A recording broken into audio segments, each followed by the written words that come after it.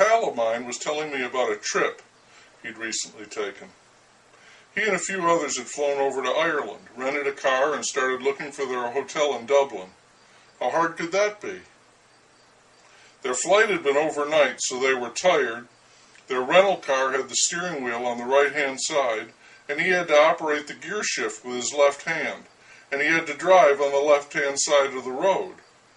The Dublin streets were a confusing labyrinth. They had no map or GPS, no address for the hotel, only its name, and no one knew where the hotel was located when they stopped to ask for directions. It took them 4 hours to find the hotel. That's how hard it could be.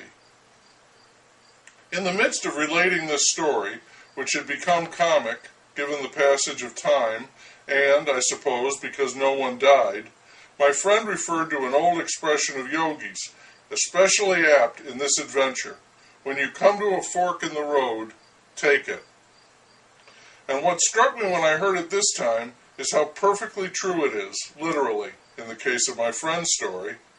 There he was, shifting madly, trying to keep from crashing into other cars, the others in his car offering advice on where to go, or silently seething with that mixture of fatigue and anger that can infect lost tourists.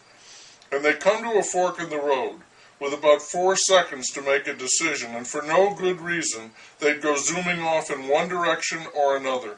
They came to a fork in the road, and they took it, willy-nilly. I recently watched a TV show on Lewis and Clark, their exploration west into uncharted territory, and made note of it here in a brief report. My friend's agonizing tale reminded me that those pioneers hit at least one fork in their road, which happened to be the Missouri River. One branch went north, the other south, and there was no compelling evidence to favor one over the other, as their main heading was due west. The two captains believed they should turn to the south, while most of the rest of the party thought they should go north. Rank prevailed, and though the others disagreed, they loyally supported that choice, which proved shortly thereafter, when rapids were encountered, as they had been told to expect rapids by an Indian tribe, to be the right one.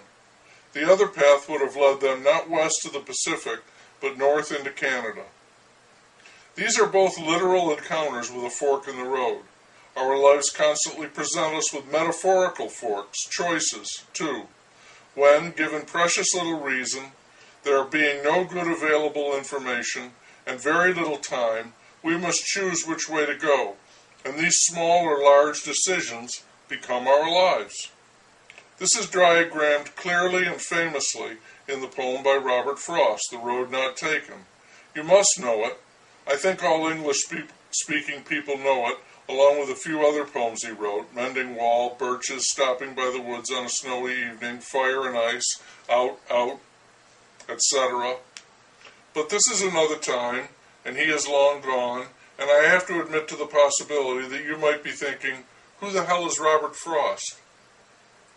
Frost wrote poems that people could understand, that related to human life, or they were on the edge of understanding, because they dealt with mysterious things, like death and feelings, and why we do the things we do, instead of all the other things that we might have done. And in relating these things, the poet often resorted to natural images and seemingly simple experiences, like coming to a fork in the road. Inconsequential or momentous, which dress shall I wear, or should I marry him? We face these decisions every day. So please go find The Road Not Taken, read it, consider it, and think for a moment about your life as it is flying by and the next fork approaching. And smile when you think about Yogi Berra, who got it absolutely right in his intuitive paraphrase and summary of that poem. When you come to a fork in the road, take it.